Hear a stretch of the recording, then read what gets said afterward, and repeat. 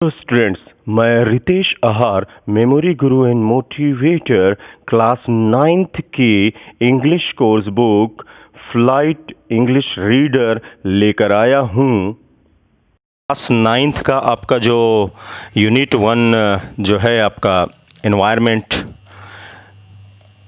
Unit 1 environment, उसमें reading a jamun tree, the jamun tree, इसको हम आज पढ़ेंगे। तो शुरू करते हैं आपका reading a the jamun tree. In the backyard of the house where Rinki, Jonak, Mompi and Tinki lived. In the backyard of the house, backyard यानी पीछे का आंगन, ऑफ द हाउस घर के, वेयर जहाँ, रिकी, जोनक, मोम्पी एंड टिंकी लिव्ड, ये चार बच्चे जो हैं, Riki, Jonak, Mompi and Tinki lived. So in the background of the house where Ricky, Jonak, Mompy and Tinky lived, जहाँ रहते थे, stood a lovely jamun tree, वहाँ पर खड़ा हुआ था, मतलब पेड़ लगा हुआ था। a lovely, एक प्यारा सा जामुन ट्री, जामुन का पेड़। it was a tall, एक ऊंचा, एंड स्टेटली ट्री, स्टेटली यानी शानदार, भव्य, तो एक शानदार भव्य वृक्ष था। विद डार्क ग्रीन लीव्स, किसके साथ में, जो गहरे हरे पत्तियों के साथ, and twirling branches that clawed into the sky. Twirling branches, twirling मतलब घुमावदार, मुड़ी हुई, शाखाएं, ब्रांचेस, दैट क्लॉड, क्लॉड क्या होता है, मतलब नोकदार या जो पंजेदार होता है ना वो, इनटू द स्काई, किधर, आकाश की ओर।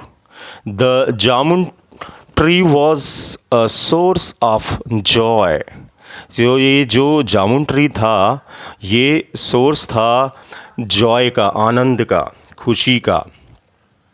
टू द चिल्ड्रन, बच्चों के लिए। दे लव्ड, वो प्रेम करते थे, to climb its knotty gnarled branches.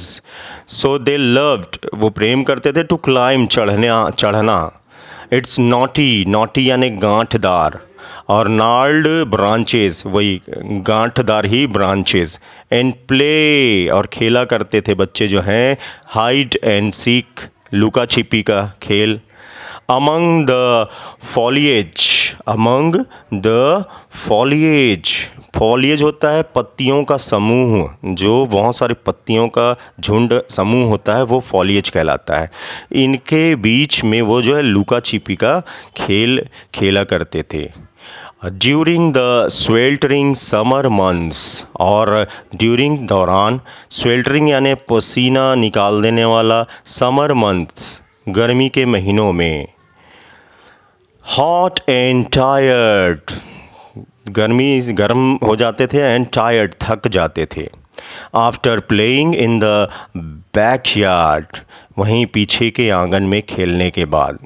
The children took rest under its welcome shade, तो ये जो बच्चे हैं, टुक रेस्ट, आराम करते थे, अंडर के अंतर, इट्स वेलकम शेड, उसका जो वेलकम यानी स्वागत करने वाली जो छाया थी, मतलब उस जामुन पेड़ के छाया के नीचे आराम करते थे ये बच्चे।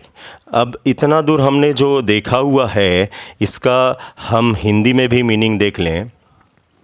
सो अभी हमने इस पैराग्राफ में देखा हुआ है कि बैकयार्ड, जो हम रेड मार्किंग वाले शब्दों का हिंदी देखेंगे। बैकयार्ड हो गया पीछे का आंगन, और वेयर यानी जहाँ, और लिव्ड रहते थे, स्टूड खड़ा हुआ, और स्टेटली का मतलब हो गया भव्य या शानदार, जिसको ग्रैंड भी कहा जाता है। ट्विरलिंग ब्रांचेस मतलब घुमावदार शाखाएं। क्लॉड का मतलब हो गया नोकदार या पंजेदार। फिर सोर्स था स्रोत या माध्यम, जॉय आनंद, क्लाइम चढ़ना नॉटी मतलब हो गया आपका गांठदार, और नाल्ड मतलब जो लकड़ी की गांठ होती है ना वो कहलाती है नाल्ड, और ब्रांचेस शाखाएं होगी। हाइड एंड सीक हो गया लुका छिपी का, जो हम रेस टिप भी बोलते हैं इधर लोकल लैंग्वेज में। और फॉलिएज हो गया जो पत्तियों का समूह। स्वेल्टरिंग यानी पसीना बहाने वाला। समर मतलब गर्मी का। और टायर्ड मतलब थके हुए। टुक रेस्ट मतलब आराम करते थे। और शेड मतलब छाया। सो यहाँ तक हमने देखा है। सो नेक्स्ट हम देखते हैं ड्यूरिंग समर टू। ड्यूरिंग के दौरान, समर गर्मी के दौरान। The fruits of the jamun, जो फल हैं जामुन के। Jamun tree ripened. So during summer too, गर्मी के मौसम के दौरान भी। The fruits of the jamun tree, जो फल हैं वो राइपन्ड, पके हुए होते थे। हाँ, एट फर्स्ट शुरू में, दीज अपीयर्ड प्रतीत होते थे।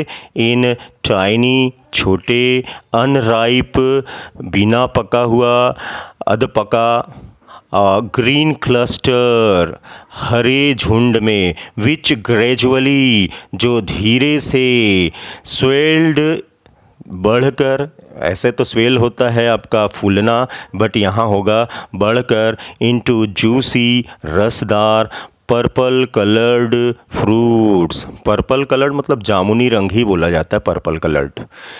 The branches of the tree, जो शाखाएं इस पेड़ की, drooped with the weight of their luscious burden. Drooped मतलब झुका हुआ, झुकी हुई होती थी। द वेट जो वजन से, भार से, ऑफ देयर ल्यूसियस बर्डन। ल्यूसियस का मतलब हो गया स्वादिष्ट, बोझ से मतलब रसदार होता है फल को खाना। सो इससे वूल झुकी हुई। फिर देयर ग्रेटेस्ट जॉय, उनका जो शानदार, जो अधिकतम जो आनंद होता था, वॉज टू ईट, वो था खाना। द राइप जामुन्स, पके हुए जामुन को। while sitting on a long sturdy branch of the tree। while यानी के दौरान, sitting यानी बैठे हुए, long लंबे, sturdy मतलब तगड़ा, पुष्ट जो ब्रांच है, मोटा ताजा जो स्टर्डी, ऑफ द ट्री उस पेड़ के।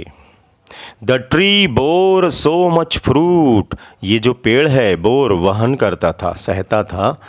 सो मच फ्रूट इतना अधिक फल। That children from the neighbourhood, जो बच्चे होते थे फ्रॉम द नेबरहुड, अड़ोस पड़ोस के, ड्रॉप्ड इन टू, वो भी जो है गिराते थे। ड्रॉप्ड करना, ड्रॉप इन मतलब गिराते थे। टू भी, एंड एट और खाते थे, as many jamuns as they could, और जितना जामुन वो खा सकते थे वैसा वो गिरा के खाते थे। द बैकयार्ड ऑलवेज रीसाउंडेड, जो पीछे का आंगन था जहाँ वो जामुन का पेड़ था, ऑलवेज हमेशा, रिसाउंडेड गूंजता था, with the shrill cries. Shrill होता है आपका तीखा या तेज या कर्कश। श्रिल क्राइज आवाज़ें ऑफ हैप्पी चिल्ड्रन, इन खुश बच्चों के आवाज़ों से गूंजता रहता था पीछे का आंगन।